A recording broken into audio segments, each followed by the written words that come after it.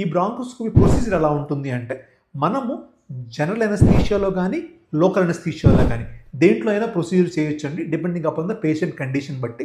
మనం ఎలా చేస్తామంటే మత్తు అనేది ఇచ్చుకున్న తర్వాత పైప్ అనేది స్లోగా మనకి లోపలికి వెళ్తుంది, లంగ్స్లోకి విండ్ పైప్లో నుంచి లోపలికి వెళ్ళి ఫస్ట్ ట్రేకియా, తర్వాత right main bronchus, left main bronchus ఇలా లోపలికి వెళ్ళి లోపల మనం ఎగ్జామిన్ చేసి ఎక్కడైతే ప్రాబ్లం ఉందో ఆ ప్రాబ్లం ఏరియా నుంచి బయాప్సీ తీయటం కానీ వాటర్ తీయటం కానీ చేస్తామండి. ఇది ప్రొసీజర్ ఎలా చేస్తామని దానికి.